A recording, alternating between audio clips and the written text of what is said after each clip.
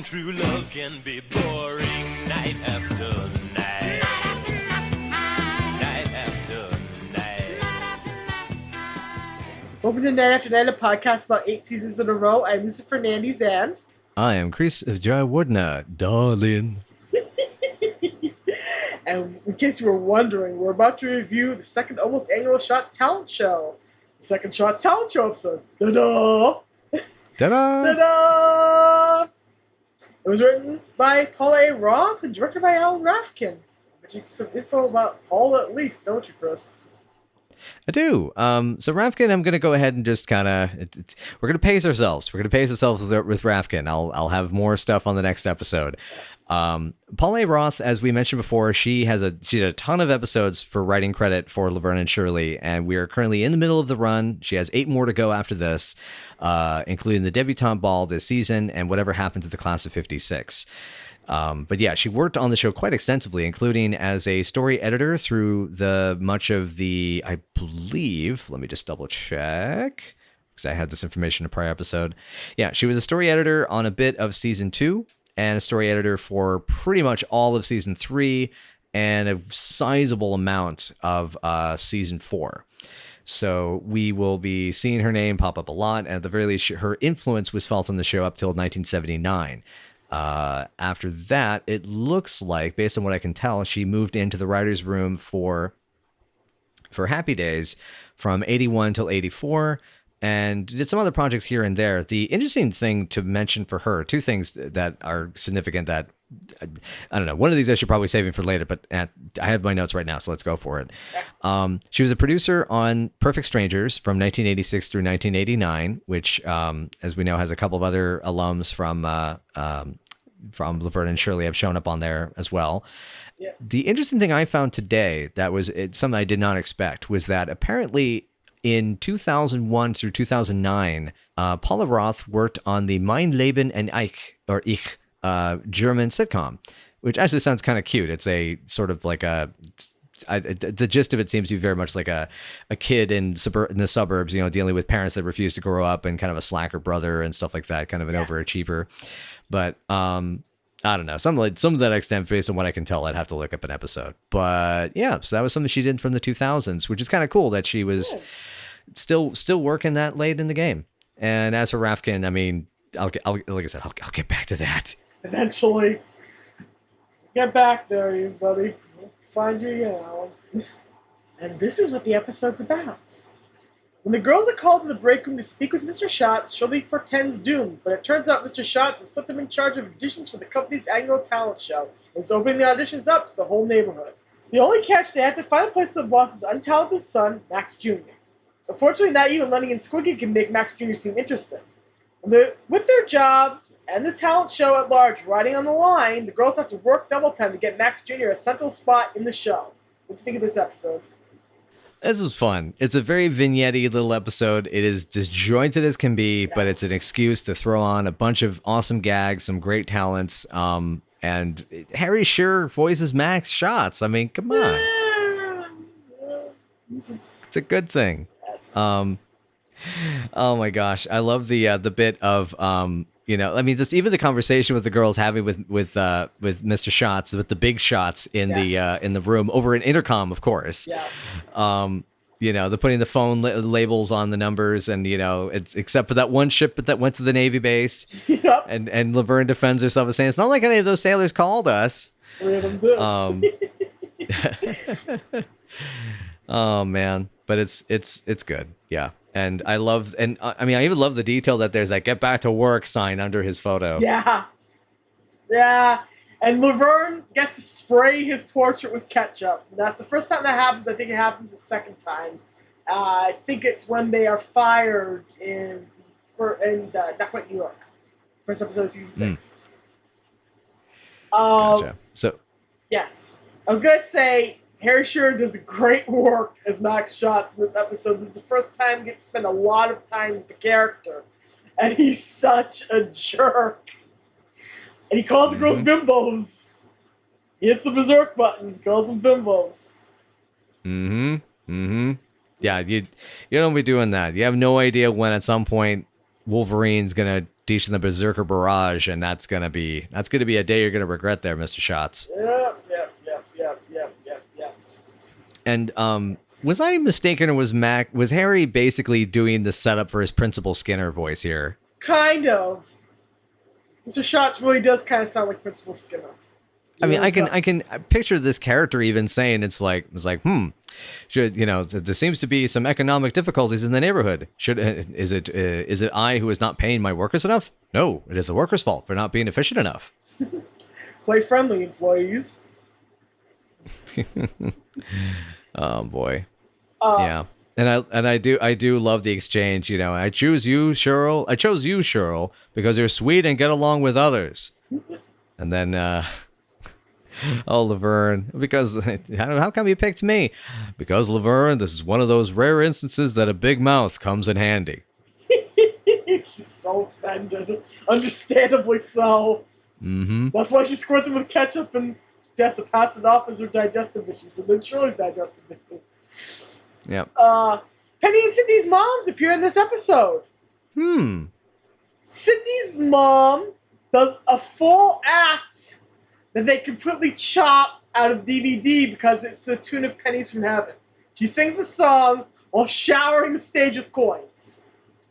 Oh my gosh, that was all. I have a note about that actor, actually, and that was why I did not know that. So that's Frances E. Williams? Yes! That's her mom! Oh my god, all I was just going to mention is that her career goes back to working in 1939 with the film Flying Lips. It's a small part, which looks like much of her career entailed, but I mean, it was neat. Yeah. I was going to bring that up, but wow. Yeah, that's both their moms. Isn't that cool? I love it. Wow. Yes, and that's Penny's mom. Dancing away, puffing her heart out in the girl's apartment while she's standing there watching her, which is a lovely little moment. God, stunt brooming. Everybody's a marshal when there needs to be a marshal on set, damn it. Mm-hmm. Gosh. Marjorie Marshall as okay. Mrs. Ward. I got it. Oh my gosh, that's wild. And they named the Marjorie Ward dance studio after the actual Marjorie Ward dance studios that Penny danced in as a little girl. Oh man, that's awesome. That's so why cool. That's why that's the chain and that's why the chain is existent in Laverne and Shirley. So that's really cute. It's a really cute one to tell.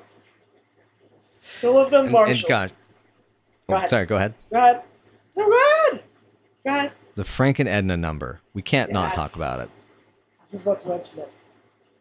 Yes. And also, that's a big chicken leg that Laverne is eating. Yes. I think it's a turkey leg. That's what it seems like. Yeah, she's just going to town on it. She's hungry. Can't blame her. Yep. And I love the Edna's, don't let it bother you that I let you pay the rent late. And then Frank... And if it wasn't for you, you wouldn't even be here. Maybe you wouldn't even be Italian. I love that line still.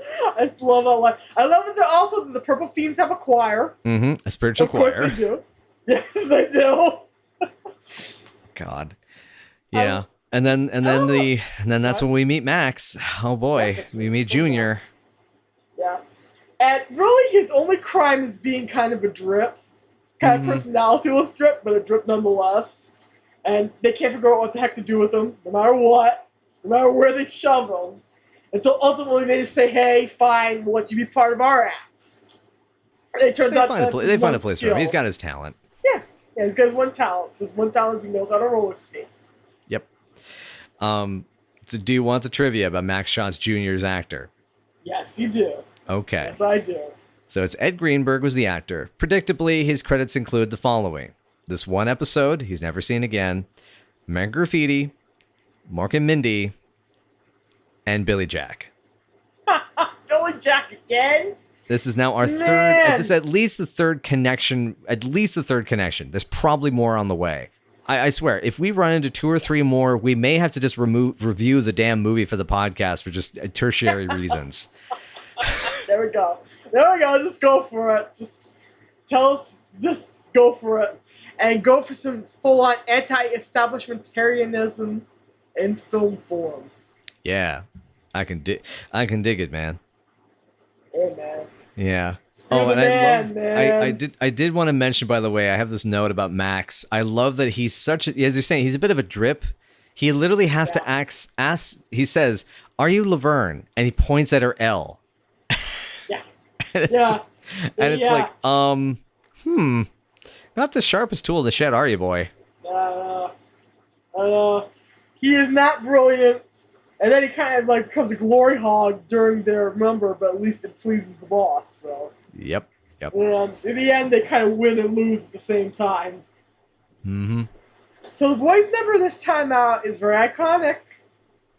Yes, it is. Yeah. I mean, you know, you never know. They could have been the next Everly Brothers. I named the podcast after the song they sing in this episode. Yes. It was one of several songs that were frequently played on the Dr. Demento show and was made famous via that. And the live version includes the lyrics, "Who wants to sleep with the same broad night after night?" Yeah. And oh, boys. I gotta say, Michael's voice gets so deep. It's incredible. Yeah. Oh, man. Yeah, he's got range. That's range. I love the way David just stares straight into the camera. Yes. He's just... My favorite Squiggy moments involve him just recklessly stampeding through the fourth wall. And this is one of those moments. Mm-hmm. Yeah, David has this particular vibe with that character that is an amazing goofball. It's so incredible because I love the subtlety that McKean puts into Lenny. And David, in this particular number, man, he just goes into it, you know. It's and the pitch, you know, the delivery. I mean, it's what I love. It's so irritating, but it's so elicitable. I love it. I love the song. I've listened to it so much since you introduced me to it while we started this podcast. Yes. This is probably my second favorite Lenny and Squigtone song. My favorite is "If Only I'd Listened to Mama," which is introduced in season 5. And it's coming up. That's my absolute favorite. Good, cool, and you know what? I don't think I've actually listened to the one yet, so I guess I'll get to discover it nice and fresh when we watch the episode, which will be relatively soon, I assume. I retweeted, and I didn't retweet it. I reblogged it on Tumblr. A clip of him singing that. It's really, really good. It is the best. Very nice. Yeah, and the whole, like, I love the fallout of the moment. Like, you know, I love that they have them when they do these songs. You know, they did this with Starcrossed, where it's like, it's a good song, and then you wait for the aftermath. And, you know, Gloria, you know, had her wonderful moment. It was like, all right, so when did we go on? It's like 4 a.m. It's like, oh, everyone will be gone then. You know, from last time. And here, I love, they made Shirley so mad. Oh, God, she is pissed. Yeah, because all he did was just turn the pages on the sheet music. I mean, my mom even said before the song even started, like, oh, couldn't they just have him on tambourine? I love they even mentioned it's like they tried him on the tambourine and everything. Tried him on the xylophone, even the telephone. Laverne was really into the song. She's normally really into the song for once. Yes. Conducting with her pencil. Yep. Which is, it's, given some of the lyrics, with that birthday rolling around, you let me go to town, and now I've lost my appetite. It's delightfully filthy in the best of ways. Did you think about what it's really about? You go, oh dear. Yeah. Oh my. Yeah, exactly. Oh boy. I'd like to say that some of the songs are clearly from a Lenny perspective and some are clearly from a Squiggy perspective. Starcrossed feels very Lenny perspective in that it's really melodramatic and filled with bathos and romantic, but also suicidal at the same time. That's very Lenny. This Which feels is also, very...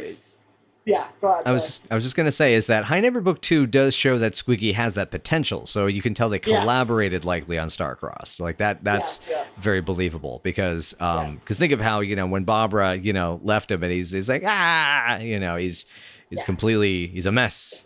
He's a total mess. That wine's white, just like Barbara. Why did the audience not laugh at that joke? That is a great joke. Anyway, with Night After Night, it's a lot more cynical, a lot more cut and dried, meaner even, and it feels more Squiggy point of view in that he had this affair with this girl. He was there for the sex.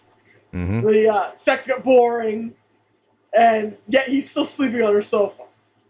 Yeah. So, yeah. That feels very Squiggy for some reason. Yep. That'd do. But moving on, I also love the boys' reaction to Max, and it's like, how do you get to be the boss's son? And it's connections. Oh, what a line. And that's that's like a perfect distillation of Lenny and Squiggy's, ignorance, It's like it's or I should say semi-ignorance. It's like they're correct in a sense. It's just they're technically correct, the best kind of correct. Right, exactly. Yeah, and then the voice of God coming in to it's like, girls, you didn't give Max a part in the show. Yeah, it ended up reminding me a lot of the voice of God, the poet in Alan Wake, in the video game Alan Wake. The fellow nerds, shout out to y'all if you catch that reference, but whatevs. Hello to y'all. Yeah. Yeah. Oh gosh. What did you think of the girls' roller skating number? Abba Dabba Honeymoon. Incredible. Just imagine being them. Imagine trying to do that. Go on. Mm-hmm. Sorry. I was just gonna say it gave me a lot of Donkey Kong Country flashbacks. Well, it's a song about chimp romance. There we go. Mm-hmm. We're think about Donkey Kong and gorillas and people. Well, it's it's Diddy Kong and Dixie Kong. Yeah, true love. Yeah. I love how Frank introduces the act. Laverne and Shirley and the boss's kid. Yeah, I love that bit. Oh, I also noticed the Night After Night redo. It's the same old number. Sorry. You can see Max in the footage that they reused. They didn't shoot a second performance of the song, which I thought was interesting.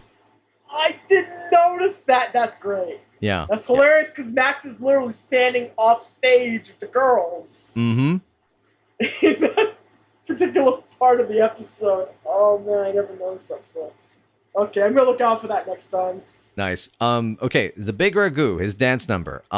Yes. That was a bit more for 1960. That shirt was kind of pushing it anachronistically, but it's an amazing dance. That was some amazing work. Eddie Mecca always brings it when he has his tap shoes on. Oh, absolutely. He always brings it. He always brings it. And it was good to see they did a juxtapositional song about the war against the machines. You got to get ready for the Judgment Day.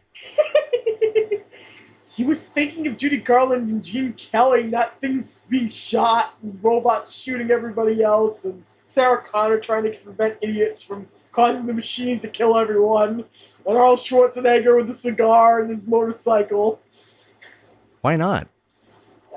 Because they weren't invented at that time. Okay, fine. That's to be fair to him. Okay, I'm just gonna go cry into my Terminator 2 Blu-ray box then. I did notice one thing about the band that disqualified this scene immediately, though. Gary's not on drums. Yeah, he's not. He doesn't make an appearance in this episode, which is surprising. Mm-hmm. It really is pretty surprising. Yeah. But no, it was good. The numbers are amazing. All the talent stuff is great. And I do love the switcheroo that it turns out he's a naturally talented roller skater, and the girls are causing all this mayhem, and he's doing fine. Yeah. I really like that, I mean, way to go, Max. I mean, his one talent. I mean, you look like a Nazi, but good on you. God. Sorry, it's the blonde hair. It's the blonde hair and the big eyes, and it's just yeah. He handled it with charm, grace, and dignity, as Shirley would say. Yeah. But yeah, my mom liked this one. I like this one. It's good. There's a lot of great zinger lines throughout. Yes. I mean, there's the that's right. Yeah, just hold it right there. We only make $1.35 an hour, but at least we got the guts to insult somebody to their face, Shorty. Shorty, yeah, that's a great line. That was right after he called them bimbos. Yep. That's what happens when you call Laverne DeFazio a bimbo. Do not call Laverne DeFazio a bimbo. Ever.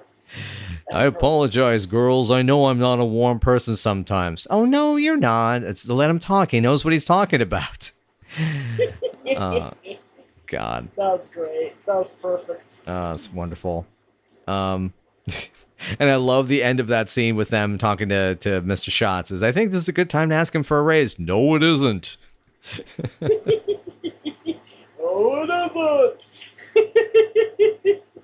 But it's good. Yeah. No, this is fun. Yeah. There's not a lot we really can say. There's not a lot of amazing commentary, not a lot of character stuff. It's just a clip show without clips being from other episodes. Yeah. Which is the way many of the Shotz talent show episodes work. The fourth one works that way. The third one is more linear storyline-wise. We'll get there eventually. It's confused. So I think, yeah, I think this kind of covers my notes. Do you have anything else? Yes. No. I guess Time to rank her. Yeah. I think honestly the talent on display, a good 7.5 for me, I'd say. Yeah. 7.5 for the songs alone. For Night After Night is perfect. That's one of the boys' best performances in the Shotz talent show.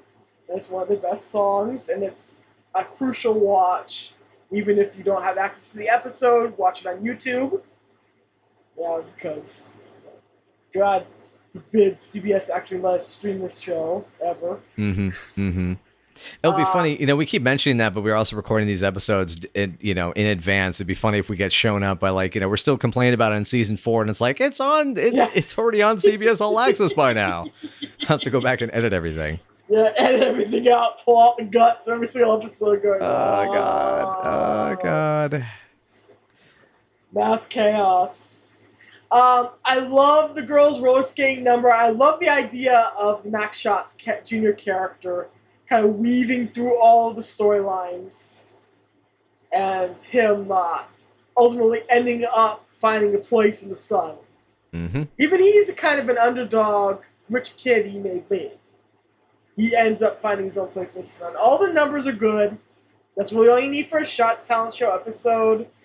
It's funny. It's a great girls versus the man moment. And everything works out. And it's a really nice little episode. So it's a good one. It's a good one. Yeah. Yes, awesome. indeed. Cool. I think that about covers it, yeah? Yeah. Cool. All right. Well, thank you everyone so much for joining us. We hope you you are going to not... I hope you will stay with us night after night after this episode. And if you would like to stay with us night after night, you can also check us out on Twitter at Night After Night PC. Or you can find us on Facebook and Tumblr and a few other places at Night After Night Pod. And you can reach us at nightafternightpod@gmail.com. And just keep looking up that Night After Night podcast, giving us a listen, spreading the word, see about maybe checking on the Patreon and all of that.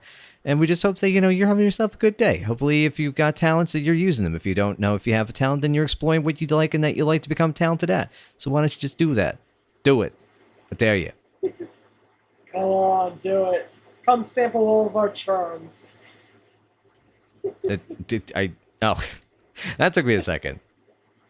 Although, but no, maybe not holding us in each other's arms. Well, social distancing for one, and I would not mind holding Lisa in my arms, and for her to whisper softly into my ear, "What is our next episode, my love?" When Laverne chips off one of her front teeth on the lip of the beer bottle, Shirley volunteers the services of her brother Mikey.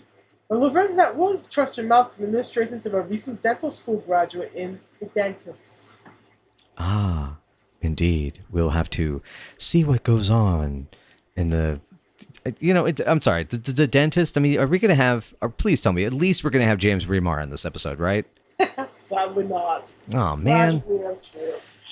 All right, okay. Well, I will deal with that, and I'll just go rent some more 90s direct-to-video horror movies. Okay. We'll see you next time, everybody, and please join us for the next episode. See you soon, guys. Bye. Laters.